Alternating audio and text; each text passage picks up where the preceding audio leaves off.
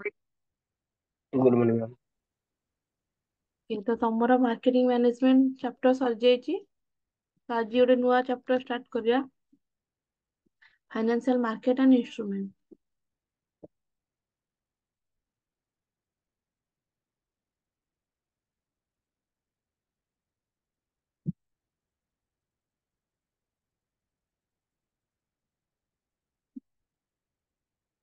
तो तुम मानक ईपीडी विजिबल होची।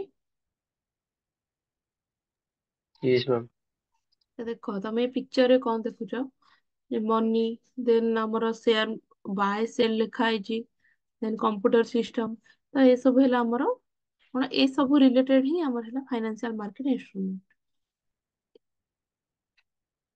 तो फाइनेंशियल मार्केट्स कोन जोटी कि हमर किछि किछि प्रोडक्ट जहार कि मॉनिटरी वैल्यू अछि हम जेंति मनी शेयर हो किंबा गोटे कंपनी रो स्टॉक हो। तो ये सब हमर आसे फाइनेंशियल इंस्ट्रूमेंट रे और से सब जोटी परचेज और सेल रे ताको हम financial market and instrument.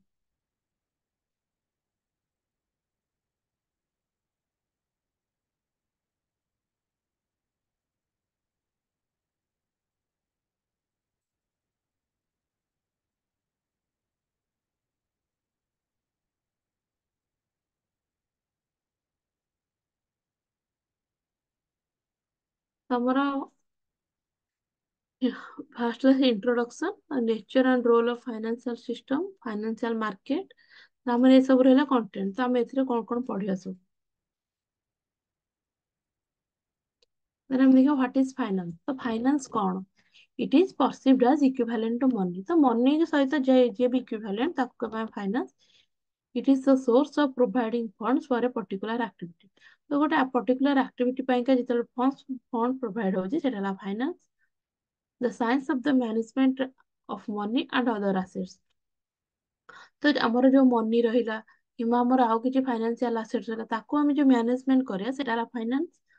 Then the management of money banking investment and credit.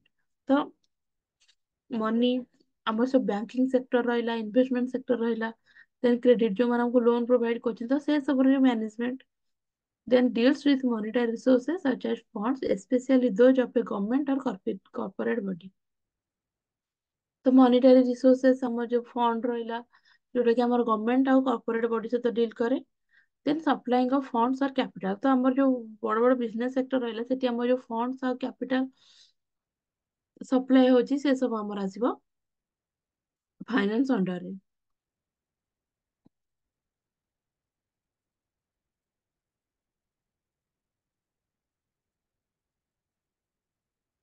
Then finance is all about to the allocation and management of money and includes activities such as investing, borrowing, lending, budgeting, saving and forecasting। तो finance है हमारा all about money.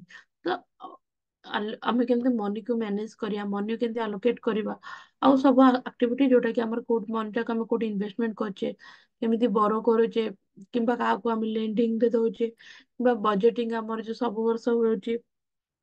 हमर finance minister सब थर कोन budget prepare announce करंती।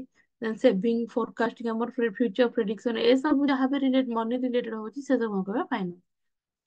Then हम देखिए टाइप्स ऑफ फाइनेंस। तो फाइनेंस केते टाइप रो। फर्स्ट ला personal finance. Then second corporate finance. Then हमर पब्लिक फाइनेंस। तो सेटा हम वन बाय वन डिस्कशन करिया। तो पर्सनल फाइनेंस कौन। Personal finance is specifically related with the individual and the strategy depend upon the individual's earning potential. It includes investment in education, assets like real estate, health expenses, etc. ଆମର personal finance कौन हम ଯେତେବେଳେ जोटा गोटे money ଆମେ କିଛି investment हो किंबा बोरो करछे तो सेटा जो ଆମର पर्सनाली सपोज ଆମେ स्टडी लोन करवा किंबा ଆମେ ଘରକୁ ବନ୍ଧା ପକେଇକି କିଛିଟା लोन करवा ନା ତମର ଯଦି କାହାର ହାୟର ଏଜୁକେସନ ପାଇଁ କାହାର ପଇସା ଦରକାର ଥିବ ଆମେ ଲୋନ କରିବ ତ ସେଇ ସବୁ ଆମେ ଯୋଉ ପର୍ସନାଲ ରିଜନ ପାଇଁ କା ଲୋନ କରୁଛେ ସେଇଟା ହେଲା ଆମର personal finance. Then corporate finance is about funding the companies expenses and building the capital structure of the company. ତ ଆମର ଯୋଉ କମ୍ପାନୀ ମାନେ ସବୁ ରହିଲେ ତ କମ୍ପାନୀ ମାନଙ୍କର ତାଙ୍କୁ ଯୋଉ ଫାଇନାନ୍ସିଂ କରିବାରେ ଯୋଉଟା ହେଲ୍ପ କରିବ, ତାଙ୍କୁ ଫଣ୍ଡ କରିବା ଯୋଉଟା ହେଲ୍ପ କରିବ, ସେଟା ହେଲା corporate finance. It deals with the source of funds and channelization of those kinds funds, like the allocation of funds for resources and increasing the value of the company by improving the financial position. ତ corporate finance ରେ କଣ ଆମର, ଯେ ଆମର କଣ କମ୍ପାନୀର ଦି ପ୍ରକାର fund ଥାଏ, ଓନ୍ ଫଣ୍ଡ ଆଉ ଗୋଟେ ଡେଟ୍ ଫଣ୍ଡ। ତ ଓନ୍ ଫଣ୍ଡ ହେଲା କଣ, ଯୋଉଟା କି ସେମାନେ କ୍ୟାପିଟାଲ ନିଜେ ଇନଭେଷ୍ଟମେଣ୍ଟ କରିଥିବେ। ଆଉ ଡେଟ୍ ଫଣ୍ଡ ହେଲା ଗୋଟେ, ଯଦି ସେମାନେ ବାହାରୁ କିଛି ଲୋନ ଆଣିକି ତାଙ୍କ ବିଜନେସ ଚଲେଇବେ। Then public finance related with the allocation of funds and money by the government into different areas. ତମେ ଯେତେବେଳେ ଗଭର୍ଣମେଣ୍ଟ ଦ୍ଵାରା ସବୁ ଫଣ୍ଡ ଆଉ ମନିଟା ଯେତେବେଳେ ଆଲୋକେଟ କରାଯାଉଛି ଲୋକମାନଙ୍କ ଭିତରେ, ସେଇଟା ହେଲା ଆମର public finance. It include distribution of income, resource allocation. Funds are majorly from taxes, borrowing from banks and insurance from companies and insurance companies. ତ ଆମର ପବ୍ଲିକ ଫାଇନାନ୍ସ ରେ କୋଉଟା ଆସିବ, ଆମର ଗଭର୍ଣମେଣ୍ଟ ସବୁ ବର୍ଷ ଆମର ଲୋକମାନେ ଇନକମ ଟ୍ୟାକ୍ସ ଫାଇଲ କରୁଛନ୍ତି। ତ ତମେ ବି ଯଦି ତମର କିଏ ଇନକମ ଟ୍ୟାକ୍ସ ଫାଇଲ କରୁଥିବ, କିନ୍ତୁ ତମର ଘରେ ପ୍ୟାରେଣ୍ଟସଙ୍କର ଯୋଉମାନେ ଜବ୍ କରୁଥିବେ କି ବିଜନେସ ଥିବ, ତ ସେମାନଙ୍କର ଦେଖିବ ସମସ୍ତେ ଇନକମ ଟ୍ୟାକ୍ସ ଫାଇଲ କରୁଛନ୍ତି। ତ ସେଥିରେ ଇନକମ ଆମର କାହାକୁ ଦିଆଯାଉଛି, ଆମର ଇନକମ ଉପରେ ଯୋଉ ଟ୍ୟାକ୍ସ ଟା ଗଭର୍ଣମେଣ୍ଟ କୁ ଦିଆଯାଉଛି। ତ ସେ ସବୁ ଆମର ହେଲା ପବ୍ଲିକ ଫାଇନାନ୍ସ। ତ ଆମର ଦେଖ, ଫାଇନାନ୍ସିଆଲ ଆକାଉଣ୍ଟିଂ ର ଆମର ମେନ୍ ମୋଟିଭ କଣ, ବୁକ୍ କିପିଂ, ମାନେ ଗୋଟେ କମ୍ପାନୀର କେମିତି ବୁକ୍ କେମିତି ରେକର୍ଡ ହବ, journal, laser, trial balance, profit and loss account, balance sheet ଏସବୁ ପ୍ରିପେୟାର କରିକି। ଦେନ୍ ଗୋଟେ କଷ୍ଟ ଆକାଉଣ୍ଟିଂ ରେ କଣ ଅବଜେକ୍ଟିଭ, ଯେ କେମିତି କଷ୍ଟ କୁ ଆସର୍ଟନ କରିବା, କଷ୍ଟ କୁ କଣ୍ଟ୍ରୋଲ କରିବା, କଷ୍ଟ କୁ ରିଡ୍ୟୁସ କରିବା। ତ ଏଇଟା ହେଲା କଷ୍ଟ ଆକାଉଣ୍ଟିଂ ର କାମ। ମ୍ୟାନେଜମେଣ୍ଟ ଆକାଉଣ୍ଟିଂ ର ଡିସିସନ, ମ୍ୟାନେଜମେଣ୍ଟ ଆକାଉଣ୍ଟିଂ ର ଅବଜେକ୍ଟିଭ କଣ, ଯେ କେମିତି ପ୍ରପର ଡିସିସନ ହେଇପାରିବ।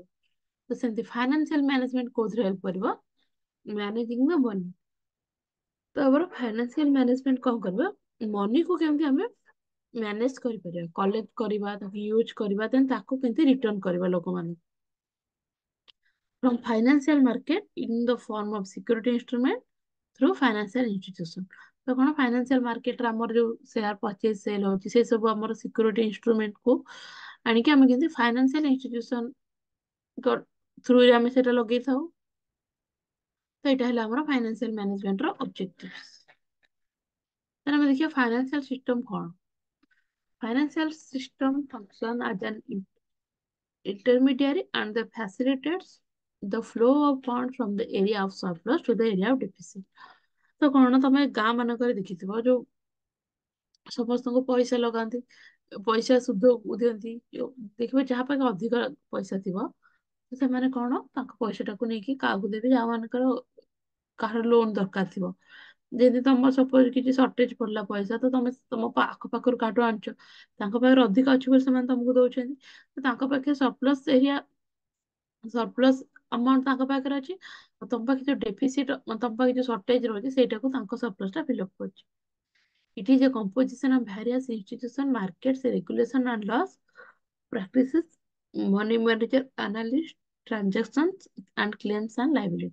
ଆମର କଣ, ଫାଇନାନ୍ସିଆଲ ସିଷ୍ଟମରେ ଆମର କଣ ସବୁ ରହିବ, ଲ, ରେଗୁଲେସନ, ପ୍ରାକ୍ଟିସେସ୍, ମନିକୁ କେମିତି ମ୍ୟାନେଜ କରାଯିବ, ଆନାଲାଇଜ କରାଯିବ, ଦେନ୍ କ୍ଲେମ୍ସ ଆଣ୍ଡ ଲାଇବିଲିଟି। ତ କଣ ଆମର ଏଠି ଦିଟା ପାର୍ଟ ରହିଲା, ଫାର୍ଷ୍ଟ ସିକର ଆଉ ହେଲା ସପ୍ଲାୟର। ତ ସିକର ଅଫ ଫଣ୍ଡ ମାନେ ଯାହାର ପଇସା ଦରକାର, ତ ସେମାନେ ହେଲେ seeker of fund. Then mainly କୋଉମାନେ, ଗଭର୍ଣମେଣ୍ଟ ହଉ କିମ୍ବା ବିଜନେସ ଫାର୍ମ ହଉ। ଦେନ୍ ସପ୍ଲାୟର, ଯୋଉମାନଙ୍କର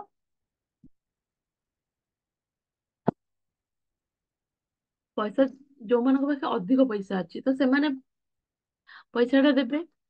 ତ ଦେଖ, ସପ୍ଲାୟର ପାଖରେ ଅଧିକ ପଇସା ଅଛି, ସେମାନେ କାହାକୁ ସେ ଫଣ୍ଡ ଟା ଦେବେ, ଯୋଉମାନଙ୍କର ଦରକାର। ତ ସେମାନେ ଯୋଉମାନଙ୍କର ଦରକାର, ସେମାନେ କଣ, ସେମାନେ ତ ମାଗଣାରେ ସେ ପଇସା ଟା ରଖିବେନି ନା, ତା ପାଇଁ ଇଣ୍ଟରେଷ୍ଟ ଦେବେ। ତ ସେ ଇଣ୍ଟରେଷ୍ଟ ଟା ହେଲା କଣ, flow of financial services, income from financial claims. ତ ସପୋଜ ତମେ ଏଠି କିଏ କିଏ ଜଏନ କରିଛ, ରୂପାଲି and ଦେବେନ୍ଦ୍ର। ସପୋଜ ରୂପାଲି ହେଲା ବ୍ୟାଙ୍କ ଆଉ ଦେବେନ୍ଦ୍ର ହେଲେ କଣ, ନର୍ମାଲ ଲୋକ। ତ ଦେବେନ୍ଦ୍ରର କଣ ଦରକାର, ଲୋନ ଦରକାର। ତ ସେ କାହା ପାଖକୁ ଯିବ, ରୂପାଲି ପାଖକୁ ଯିବ, ମାନେ ବ୍ୟାଙ୍କ ପାଖକୁ ଯିବ, ତ ବ୍ୟାଙ୍କ ତାକୁ ଲୋନ ଦବ। ତ ତା ବଦଳରେ ସେ ଯୋଉ ଲୋନ ଦବ ତ ଦିବ୍ୟେନ୍ଦ୍ରକୁ କଣ ତମକୁ ଇଣ୍ଟରେଷ୍ଟ ଦବାକୁ ପଡିବ। ତ ସେଇଟା ହେଲା ତମର କଣ ଫ୍ଲୋ ଅଫ ଫଣ୍ଡସ। ତ ତମେ ଫାଷ୍ଟ ନବ ବ୍ୟାଙ୍କରୁ, ବ୍ୟାଙ୍କ ତାପରେ ବ୍ୟାଙ୍କକୁ ତମେ ଇଣ୍ଟରେଷ୍ଟ ସହ ପ୍ରିନ୍ସିପାଲ ଟାକୁ ପେମେଣ୍ଟ କରିବ। ତ ସେଇ ଥ୍ରୁରେ ହିଁ ବ୍ୟାଙ୍କର ଇନକମ ହଉଛି।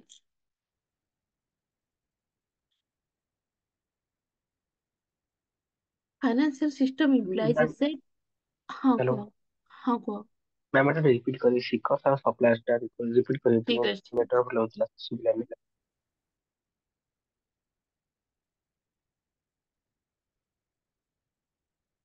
ତ ଦେଖ, seeker of funds mainly business firms or government. Then flow of funds ହବ ସପ୍ଲାୟରଙ୍କ ଠାରୁ ଆସିବେ ସିକର୍ସ ମାନଙ୍କ ପାଖକୁ। ଆଉ ଯେ ସିକର ମାନେ ସେମାନେ କଣ କରିବେ, ଇନକମ ଅନ୍ କରିବେ, ଆଉ ଇନକମ ର କିଛି ପରସେଣ୍ଟ ସପ୍ଲାୟର୍ସ ମାନଙ୍କୁ ଦେବେ। ତ ଦେଖ, ସପ୍ଲାୟର ମାନେ ଆମେ ଯୋଉମାନଙ୍କର ଅଧିକ ପଇସା ଅଛି ତ ସେମାନେ ହେବେ ସପ୍ଲାୟର। ମାନେ ସେମାନେ ପଇସା ଟା କାହାକୁ ଦେବେ, ଯୋଉମାନଙ୍କର ପଇସା ଦରକାର। ତ ତମେ ଯଦି ଜଣକୁ ଲୋନ ଦଉଛ, ତାଙ୍କୁ ପଇସା ଦଉଛ, ତ ସେମାନେ କଣ ତମକୁ ଖାଲିରେ ଛାଡିଦେବେ କି? ତମକୁ ଇଣ୍ଟରେଷ୍ଟ ବି ତା ସହିତ ଦବାକୁ ପଡିବ ନା, ତମେ ତାଙ୍କୁ କାହିଁକି ଲୋନ ଦବ? ତ ସପୋଜ ତମେ ତମେ ରୂପାলীଙ୍କ ଠାରୁ ଲୋନ ଆଣିଲ, ତ ରୂପାଲୀ କଣ କରିବେ, ତମକୁ ଇଣ୍ଟରେଷ୍ଟ ମାଗିବେ ଯେ ତମେ ତାଙ୍କ ପଇସା ଟା ଯେହେତୁ ୟୁଜ କରୁଛ, ତ ତମେ ସେଥିପାଇଁ ତାଙ୍କୁ ଇଣ୍ଟରେଷ୍ଟ ଦବ। ତ ସେଇ ଇଣ୍ଟରେଷ୍ଟ ଟା କଣ ହବ, flow of financial services or income. ତ କଣ ସେଇ ଇଣ୍ଟରେଷ୍ଟ ଟା ରୂପାলী ପାଇଁ ଗୋଟେ ଇନକମ ହବ। ତ ଯଦି ତମେ ବ୍ୟାଙ୍କରୁ ଲୋନ ଆଣୁଛ, ବ୍ୟାଙ୍କ ତମକୁ ଇଣ୍ଟରେଷ୍ଟ ଚାର୍ଜ କରୁଛି। ଏବେ ତମେ ବ୍ୟାଙ୍କରେ ଯେତେବେଳେ ଡିପୋଜିଟ କରୁଛ ପଇସା, ତ ତମେ ବ୍ୟାଙ୍କ ଠାରୁ ଇଣ୍ଟରେଷ୍ଟ ଅନ୍ କରୁଛ। ତ ସେଇଟା ହେଲା ଫ୍ଲୋ ଅଫ ଫଣ୍ଡସ।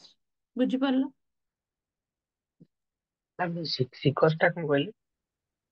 ସିକର ମାନେ ତମ ଯୋଉମାନଙ୍କର ଦରକାର ଅଛି କିଛି, ତ ତମର ଯଦି ପଇସା ଦରକାର ଅଛି, ତମେ କଣ ସିକର ଅଫ ଫଣ୍ଡସ। ଯଦି ଗୋଟେ ବିଜନେସ ର କଣ, ବିଜନେସ ର ବହୁତ ସାରା ଆକ୍ଟିଭିଟି ଅଛି କରିବା ପାଇଁ, କମ୍ପ୍ଲିଟ କରିବା ପାଇଁକା। ତ ସେଥିପାଇଁକା କଣ, ତାର ଫଣ୍ଡ ନିହାତି ଦରକାର। ତ ସେଥିପାଇଁ ହେଲା ସେ ଫଣ୍ଡ ସିକର। ଆଉ ସପ୍ଲାୟର ହେଲେ ଯୋଉମାନେ କି ସେ ଫଣ୍ଡ ଟାକୁ ସିକର୍ସ ମାନଙ୍କୁ ପ୍ରୋଭାଇଡ କରିବେ। ବୁଝିପାରିଲ?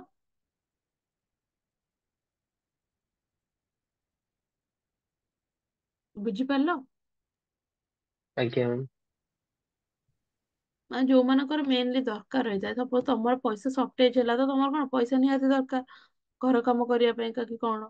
ତ ସେଥିପାଇଁକା ତମେ ବ୍ୟାଙ୍କ ପାଖକୁ ଯିବ, ତ ବ୍ୟାଙ୍କ ତମକୁ ପଇସା ସପ୍ଲାଏ କରିବ। ତ ସେ କ୍ଷେତ୍ରରେ ତମେ ହେଲା ସିକର। ଯେମିତି ଜବ ସିକର, ମାନେ ଯୋଉମାନଙ୍କର ଜବ ଟା ଦରକାର ଥାଏ, ସେମାନଙ୍କୁ ଜବ କରିବାକୁ ପଡେ, ସେମାନେ ହେଲେ job seeker. The financial system implies a set of complex and closely connected or interlined institution, agents, practices, market, transaction, claims, and liability in the income. तो हमारा फाइनेंशियल सिस्टम टा हमारा मार्केट, ट्रांजैक्शन, लाइबिलिटी ये सब related. The financial system is concerned about money, credit, and finance. The three terms are intimately related, yet are somewhat different from each other. तो कौन हमारा financial system टा money related, ଆଉ money related ମାନେ money credit finance ଦିଆହଉଛି ସମସ୍ତଙ୍କୁ। ତ ସେଇଟା ହେଲା ଆମର ଫାଇନାନ୍ସିଆଲ ସିଷ୍ଟମ।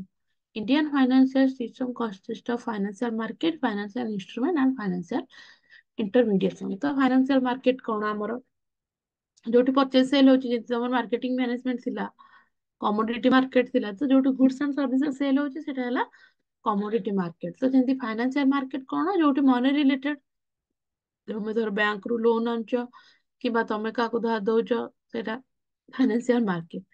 ଦେନ୍ ଫାଇନାନ୍ସିଆଲ ଇନଷ୍ଟ୍ରୁମେଣ୍ଟ କଣ, ତ ଯୋଉ ଲୋନ ଆଣୁଛ କିମ୍ବା ସେୟାର ଥ୍ରୁରେ ପଇସା ଆଣୁଛ, ଡିବେଞ୍ଚର ଥ୍ରୁରେ ପଇସା ଆଣୁଛ, ସେଇ ଯୋଉ ଯାହା ଥ୍ରୁରେ ପଇସା ଆଣୁଛ ସେଇଟା ହେଲା ଇନଷ୍ଟ୍ରୁମେଣ୍ଟ। ଦେନ୍ ଫାଇନାନ୍ସିଆଲ ଇଣ୍ଟରମିଡିଏସନ କଣ, ତ ତମେ ଯଦି ଗୋଟେ କମ୍ପାନୀର ସେୟାର କିଣିବ, ତ ତମେ କଣ ବ୍ରୋକର ଥ୍ରୁରେ କିଣିବ କିମ୍ବା ବ୍ୟାଙ୍କ ଥ୍ରୁରେ କିଣିବ। ତ ସେ ମିଡିଲ ମ୍ୟାନ ମାନେ ରହିଲେ, ସେମାନେ ହେଲେ financial ଇଣ୍ଟରମିଡିଏସନ. Financial system is a broader term which brings under its fold the financial markets and the financial institution which support the system. And the efficient functioning of the financial system facilitates the free flow of funds from to more productive activities and thus promotes investment.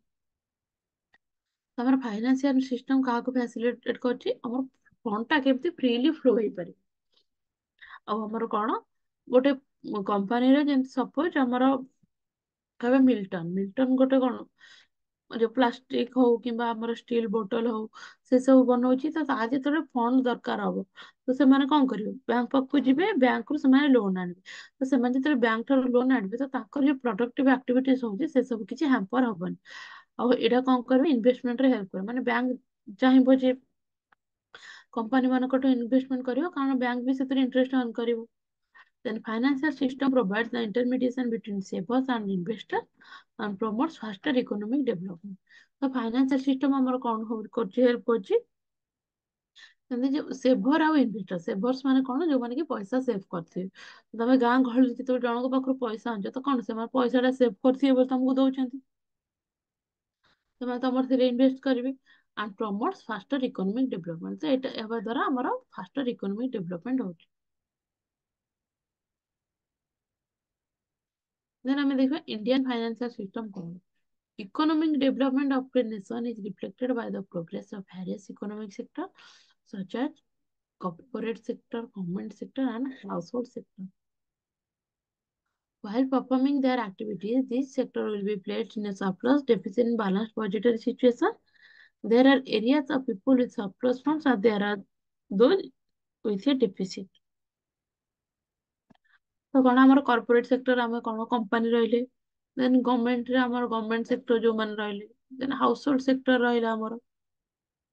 ତ ଯାହାର ଯେତେବେଳେ ପଇସା ଦରକାର ତ ସେମାନେ ଆମର କଣ, investor ମାନଙ୍କ ପାଖକୁ ଯିବେ, ଫାଇନାନ୍ସିଆଲ ଇନଷ୍ଟିଟ୍ୟୁସନ ପାଖକୁ ଯିବେ। ତ ସେମାନେ ଫାଇନାନ୍ସିଆଲ ଇନଷ୍ଟିଟ୍ୟୁସନଙ୍କ ପାଖରେ ଅଧିକ ଥିବ ବୋଲିକି, ମାନେ ସରପ୍ଲସ ଆମାଉଣ୍ଟର ମନି ଥିବ ବୋଲିକି ହିଁ ସେମାନେ ଲୋନ ଦେବେ। ତ ତା ଦ୍ୱାରା କଣ ହବ, ଆମ ଇକୋନୋମିରେ ବି ଗୋଟେ ବାଲାନ୍ସ ମେଣ୍ଟେନ ହେଇକି ରହିବ। ମାନେ ଏମିତି ହବନି ଯେ କାହା ପାଖେ ଅଧିକ ପଇସା ହେଇଯାଉଛି କିମ୍ବା କାହା ପାଖରେ କମ ପଇସା ହେଇଯାଉଛି, ସେମିତି ହବନି। ଯୋଉମାନଙ୍କ ପାଖେ ଅଧିକ ପଇସା ଥିବ ସେମାନେ ଅନ୍ୟମାନଙ୍କୁ ପ୍ରୋଭାଇଡ କରିବେ ତାଙ୍କ ବିଜନେସ ଷ୍ଟାର୍ଟ କରିବା ପାଇଁ। ମ୍ୟାମ୍ କର୍ପୋରେଟ ସେକ୍ଟର କଣ? କର୍ପୋରେଟ ସେକ୍ଟର ହେଲା, ସପୋଜ ଟାଟା ହେଲା ଗୋଟେ କମ୍ପାନୀ, ଦେନ୍ ଆମେ କହିଲେ ମିଲ୍ଟନ, ତମେ ଯୋଉ ଫୋନ ଧରିଛ ସାମସଙ୍ଗ କମ୍ପାନୀ ହଉ କିମ୍ବା ରିଅଲମି କମ୍ପାନୀ ହଉ, ତ ସେଇଟା ହେଲା ଆମର କର୍ପୋରେଟ ସେକ୍ଟର। କର୍ପୋରେଟ ମାନେ ନର୍ମାଲି ହେଲେ ଯୋଉମାନେ କମ୍ପାନୀ, ବୁଝିପାରିଲ। House hold house hold sector. ତମ ଯୋଉ ପ୍ରାଇଭେଟ ଇନଷ୍ଟିଟ୍ୟୁସନ ରହୁଛନ୍ତି କିମ୍ବା ଦେଖୁଥିବ ଓମ୍ଫେଡ ବା ଅମୁଲ, ଆମର ଯୋଉ କୋଅପରେଟିଭ ସୋସାଇଟି ରହୁଛି, ତ ନର୍ମାଲି ଗାଁ ଗହଳି ମାନଙ୍କରେ କିଛିଟା ଜିନିଷ ପ୍ରଡ୍ୟୁସ କରିକି ସେଲ କରନ୍ତି। ଗାଁ ଗହଳିରେ ଦେଖିଥିବେ ଏବେ ଯୋଉ ଆମର ଗଭର୍ଣମେଣ୍ଟ, ଆମର ଓଡିଶା ଗଭର୍ଣମେଣ୍ଟ ସବୁ ହାଉସ ୱାଇଫ ମାନଙ୍କୁ, ଲେଡିଜ ମାନଙ୍କୁ ଅଧିକ ସ୍କୋପ ଦଉଛି କିଛି ଜିନିଷ ପ୍ରଡ୍ୟୁସ କରିକି ସେମାନଙ୍କୁ ସେଲ କରିବା ପାଇଁ। ତ ସେଇଟା ହେଲା ଆମର ହାଉସ ହୋଲ୍ଡ ସେକ୍ଟର। ଆଉ ଗଭର୍ଣମେଣ୍ଟ ସେକ୍ଟର ତ ତମେ ଜାଣିଥିବ, ତମେ ଯୋଉ ସ୍କୁଲ କଲେଜ ଏସବୁ ପଢିଛ, ଗଭର୍ଣମେଣ୍ଟ କଲେଜ ହେଇଥିବ କିମ୍ବା ପ୍ରାଇଭେଟ କଲେଜ ହେଇଥିବ, ତ ସେ ସବୁ ହେଲା ଆମର ଗଭର୍ଣମେଣ୍ଟ ସେକ୍ଟର। ବୁଝିପାରିଲ। ଆଜ୍ଞା। ନର୍ମାଲି ଆମର ଏଇ ତିନିଟା ସେକ୍ଟର ଦ୍ଵାରା ହିଁ ଆମର କଣ, ସେମାନଙ୍କର ପଇସା ଦରକାର ହୁଏ, ଫଣ୍ଡ ଦରକାର ହୁଏ, କାରଣ ସେମାନେ ତାଙ୍କର କେମିତି ବିଜନେସ ଟାକୁ ବଢେଇବେ। ତ ସେମାନେ ଲୋନ ନେବେ କାହାଠାରୁ, ଫାଇନାନ୍ସିଆଲ ଇନଷ୍ଟିଟ୍ୟୁସନ ମାନଙ୍କ ଠାରୁ। Then ଆମର components of financial system is mainly divided into four types। ତ ଆମର ଫାଇନାନ୍ସିଆଲ ସିଷ୍ଟମ ର କମ୍ପୋନେଣ୍ଟ ଯାହା ବି ରହିଲା, financial institution, financial market, financial instrument and financial services. ତ ତମେ ପିକ୍ଚର ଦେଖିକି କଣ ମାନେ, ଦେଖ ଏଇଟା, ଏ ପିକ୍ଚର ଦେଖ, ତମେ କଣ ବୁଝୁଛ କହିବ।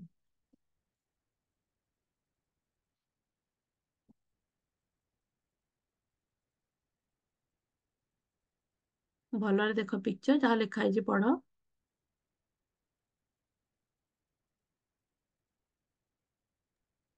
ମ୍ୟାମ ଲୋକଟି ପ୍ରଥମେ କିଛି ପଇସା ସେଭ୍ କଲା, ସେଭ୍ କଲା ହଁ। ପରେ ତାକୁ ସେମାନେ କମ୍ପାନୀରେ ଇନଭେଷ୍ଟ କଲା। ହୁଁ। ଇନଭେଷ୍ଟ କଲା ପରେ ସେ ଗୋଟେ କମ୍ପାନୀର ମାଲିକ ହେଇଗଲା। ହଁ ସେଇଟା। ତ ଦେଖ, ତ ତମେ ସପୋଜ ଗୋଟେ ଜବ କଲ, ତ ସେଇ ଜବ ରେ ତମେ କଣ, କିଛିଟା ତମକୁ ସାଲାରୀ ଦେବେ, ତ ତମେ ସେ ସାଲାରୀରୁ କିଛିଟା ସେଭ କରିବ। ତ ଆମର ଦେଖିଥିବ, ତମେ ଏବେ ସମସ୍ତେ ଡିମାଟ ଆକାଉଣ୍ଟ ଖୋଲୁଛନ୍ତି। ଡିମାଟ ଆକାଉଣ୍ଟରେ କଣ, ଯେ ଆମେ ଗୋଟେ କମ୍ପାନୀର କିଛିଟା ସେୟାର ଟାକୁ ଆମେ ପରଚେଜ କରିପାରିବା। ତ ସେଇ ସେୟାରକୁ ପରଚେଜ କରିକି ଆମେ କଣ କରିବା, ଆମେ ଯେହେତୁ ଆମେ ସେୟାର ହୋଲ୍ଡର ହେଇଯିବା ତ ଆମେ ସେ କମ୍ପାନୀକୁ ଓନ୍ କରିବା। ଯେତେ ପରସେଣ୍ଟେଜ ହେଲେ ବି ଆମେ ଯଦି ବି ଗୋଟେ ସେୟାର କିଣିବା ତ କଣ ଆମେ ତାର 1% ଭୋଟିଂ ରାଇଟ୍ ରଖୁଛୁ। ତ ଏଇଟା ହେଲା ଆମର ବିଜନେସ ର, ମାନେ ଏଇ ଯୋଉ ବଡ ବଡ ବିଜନେସ ସବୁ ଏମିତି ହିଁ ଚାଲିଛି, ମାନେ ଲୋକମାନଙ୍କଠୁ ପଇସା ନେବେ, ଦେନ୍ ସେମାନେ ତାଙ୍କ ସେଇଟା ବିଜନେସ କାମରେ ଲଗେଇକି ସେଥିରୁ ଯାହା ଆଉଟପୁଟ ଆସିବ ସେଇଟାକୁ ଲୋକମାନଙ୍କୁ ସେୟାର କରିବେ, ମାନେ ଲୋକମାନଙ୍କୁ ଡିଭିଡେଣ୍ଡ ଆକାରରେ ସେଟା ସେୟାର କରିବେ ହେଲା।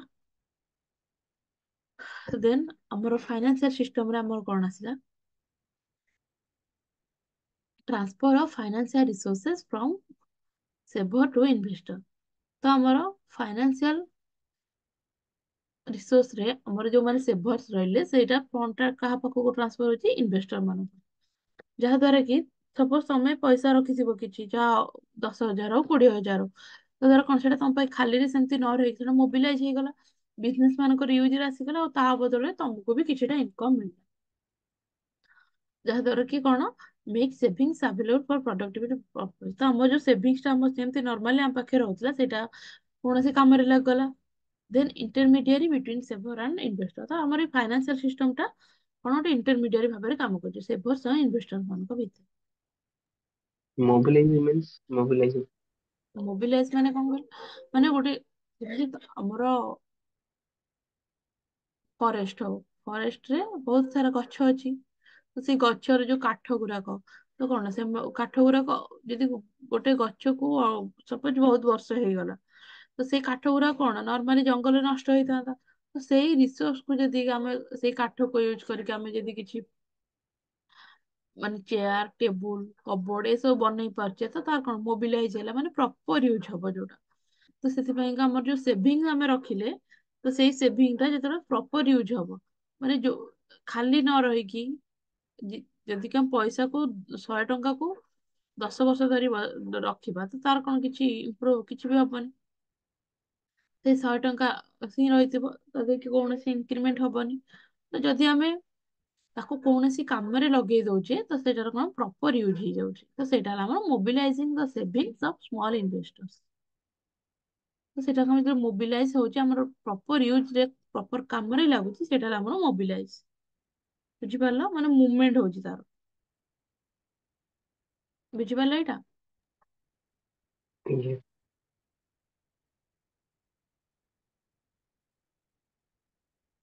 ଦେନ୍ ଆମର ହେଲା କ୍ଲାସିଫିକେସନ ଅଫ ଫାଇନାନ୍ସିଆଲ ସିଷ୍ଟମ। ତ ଗୋଟେ ହେଲା ଫର୍ମାଲ ଫାଇନାନ୍ସିଆଲ ସିଷ୍ଟମ, ଆଉ ଗୋଟେ ହେଲା ଇନଫର୍ମାଲ ଫାଇନାନ୍ସିଆଲ ସିଷ୍ଟମ।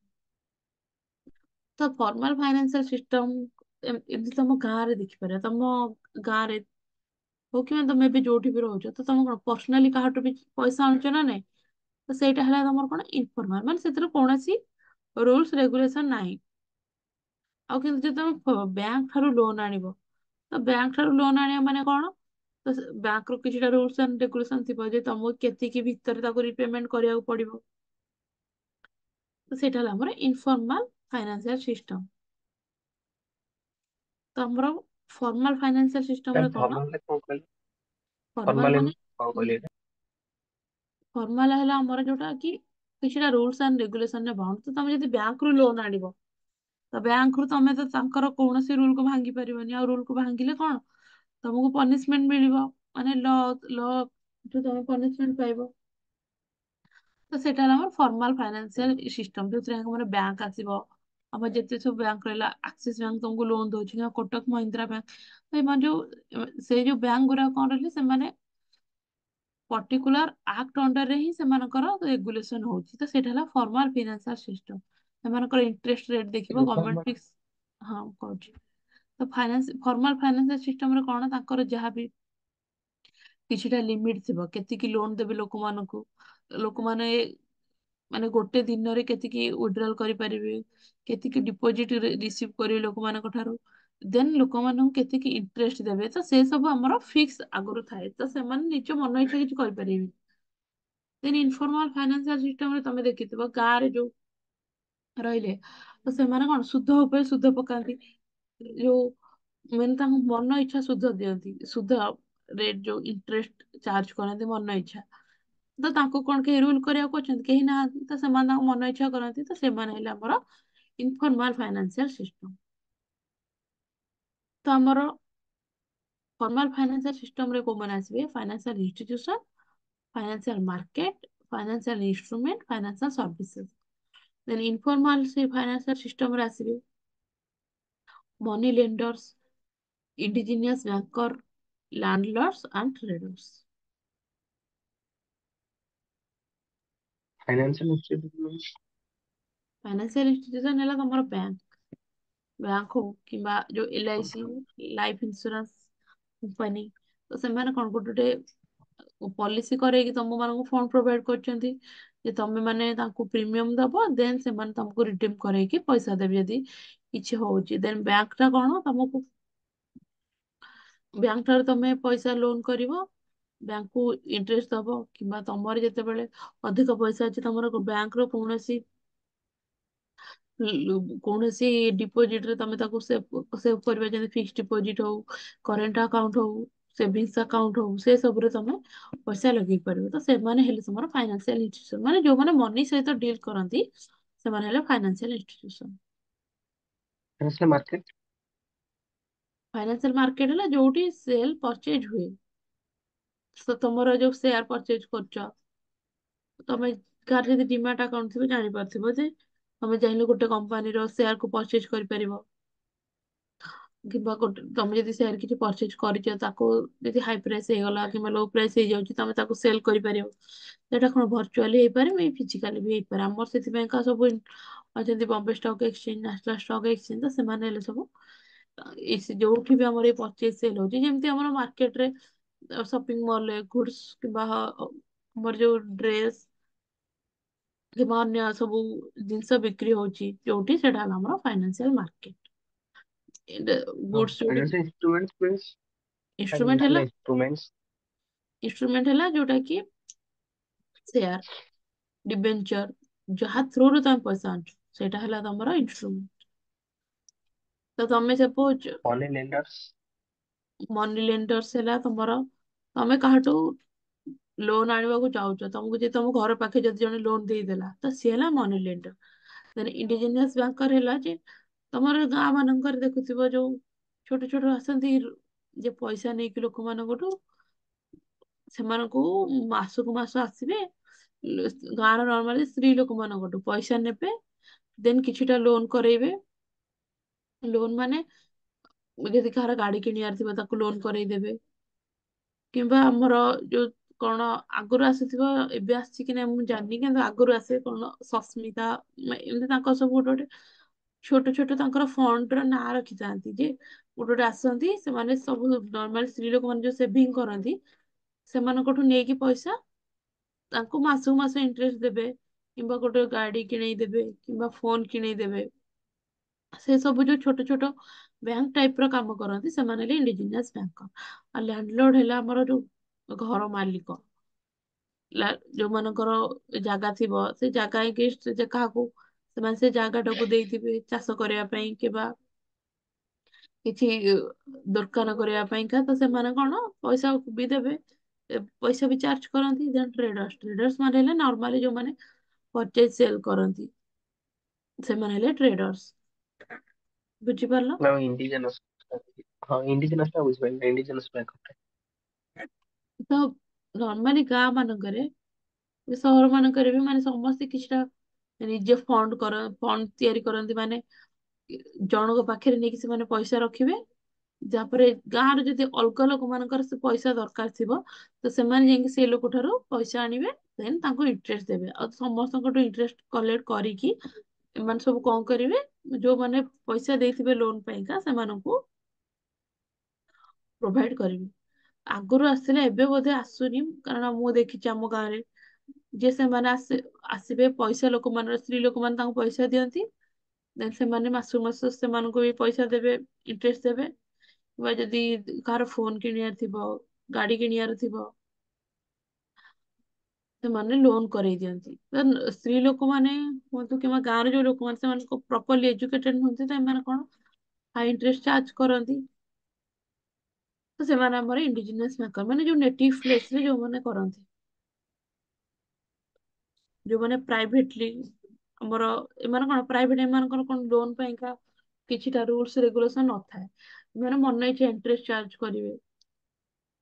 ସେମାନେ ହେଲେ ଇଣ୍ଡିଜିନିୟସ ବ୍ୟାଙ୍କର। ତା ମୁଭିରେ ବି ଦେଖିଥିବ ଯୋଉ ସାହୁକାର ମାନେ ରହିଲେ। ସାହୁକାର ମାନେ କଣ କରନ୍ତି, ଲୋକମାନଙ୍କଠୁ ତାଙ୍କ ପାଖରେ ଯେତେବେଳେ ଅଧିକ ପଇସା ଥିବ ଲୋକମାନଙ୍କୁ ସେମାନେ ପଇସା ଦେବେ, ତାଙ୍କଠୁ ପୁରା ହାଇ ରେଟରେ ଇଣ୍ଟରେଷ୍ଟ ଚାର୍ଜ କରିବେ। ତ ସେଇଟା ସେମାନେ ସବୁ ଯୋଉ ଗାଁର ଏମାନେ ସବୁ ରହିଲେ, ଏମାନେ ସବୁ ଇଣ୍ଡିଜିନିୟସ ବ୍ୟାଙ୍କର ଅଣ୍ଡରରେ ଆସିବେ। ଏମାନଙ୍କ ପାଇଁ କୌଣସି ଫର୍ମାଲ ରୁଲସ ଆଣ୍ଡ ରେଗୁଲେସନ ନଥାଏ।